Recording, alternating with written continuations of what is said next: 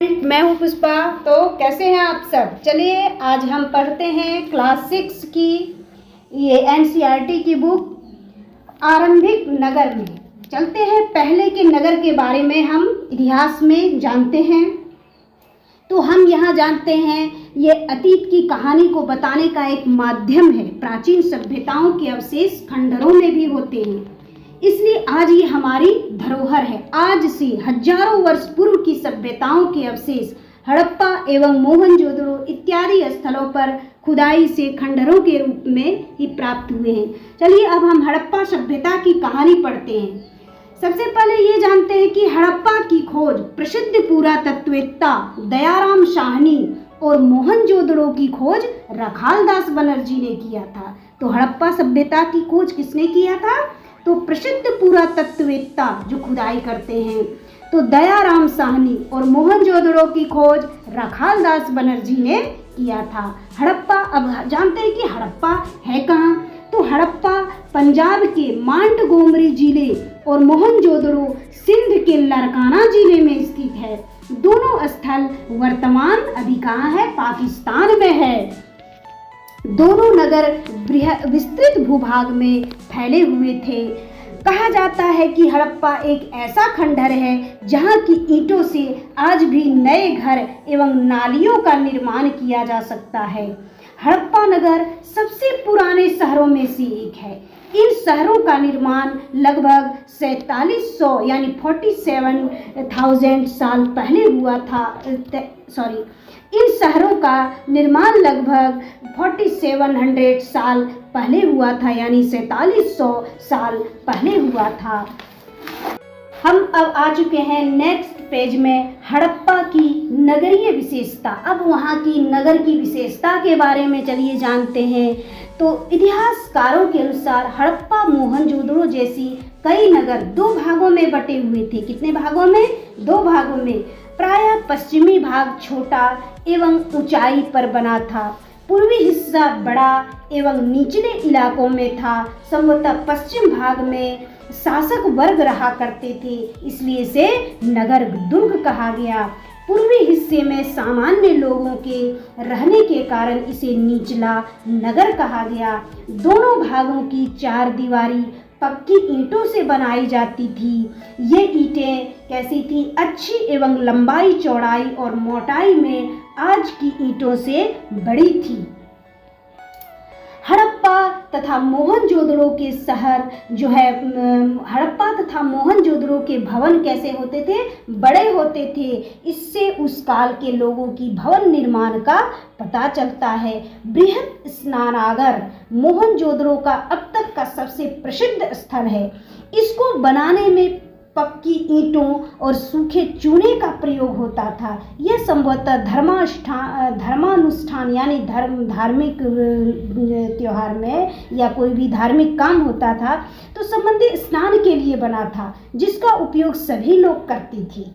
किसका? बृहत स्नानागार का प्रयोग सभी लोग करते थे। किस लिए? तो प्रायः धर्मानुष्ठान, कोई अनुष्ठान होता था, धार्मिक कार्य होता था, तो ये सब धर्मानुष्ठान संबंधी स्नान के लिए बना था, जिसका उपयोग सभी लोग करते थे। इस स्नानागार के चारों ओर बरामदे एवं इनके पीछे अनेक छोटे छोटे कमरे निर्मित किए गए थे। अब हम जानते हैं कि मोहनजोदड़ो के विशाल स्नानागार के समीप बने कमरों का प्रयोग किस रूप में होता होगा? किस रूप में करते होंगे? तो अब हम चलते हैं नेक्स्ट पेज में कि हड़प्पा जैसे कई नगरों में अनाज रखने के लिए अन्नागार किसको कहा जाता है? अन्नागार राजकीय भंडार बने होते थे। अन्नागार क्या होता था? राजकीय भंडार बने होते थे। इनमें संभवतः जनता से कर के रूप में वसूल किया गया क्या रखा जाता था? अनाज रखा जाता था। किसमें? अन्नागार में, यानी राजकीय भंडार में जनता से जो कर के रूप में वसूल किया गया अनाज रखा जाता था। अन्नागार कोठी हड़प्पा सभ्यता के महत्वपूर्ण भवन है। इनके रख रखाव की व्यवस्था राज्य के पदाधिकारियों द्वारा की जाती थी। अब हम जानते हैं कि कालीबंगा कहाँ है? राजस्थान में। एक कुएं के समीप 7 आयताकार बेदियां एक पंक्ति में मिली है। इससे पता चलता है कि लोग धार्मिक जीवन में विश्वास रखते थे। अब हम यहाँ जानते हैं कि लोथल में 3 बर्तन के टुकड़ों पर सर्प की आकृति मिली है। अब बर्तन पर सर्प की आकृति मिली है तो इससे पता चलता है कि लोग नागराज की पूजा करते थे, है ना। हड़प्पा सभ्यता की विशेषता यह भी थी कि वहाँ की इमारतों 2 या 3 मंजिला होती थी। घरों में आंगन होता था, आंगन के चारों ओर घर बने होते थे। आंगन आप स्क्रीन पर देख सकते हैं कि आंगन के चारों ओर घर बने होते थे, जिसका दरवाजा आंगन में ही खुलता था। आंगन से हर घरों के पानी के निकास के लिए, यानी पानी के निकलने की व्यवस्था के लिए नालियां बनी होती थी, जो सड़क के किनारे बनी सार्वजनिक नलियों में मिलती थी। इस तरह शहर का पानी मोहल्ले से बाहर निकल जाता था। शहरों में किसी तरह की गंदगी दिखाई नहीं पड़ती थी। हर मोहल्ले में पक्की सड़कें बनी होती थी। सड़कों की बनावट ऐसी थी कि जहाँ चौराहा होता था, 4 रास्ता जिसको जहाँ निकलता है, तो वहाँ सड़कें 90 डिग्री के समकोण की तरह दिखाई पड़ती थी। जीवन में हम ये भी जानेंगे कि हड़प्पा एक विकसित नगर था। अधिकतर लोग शहरों में ही रहना पसंद करते थे। शासकों के महल बड़े बड़े सुंदर बने होते थे।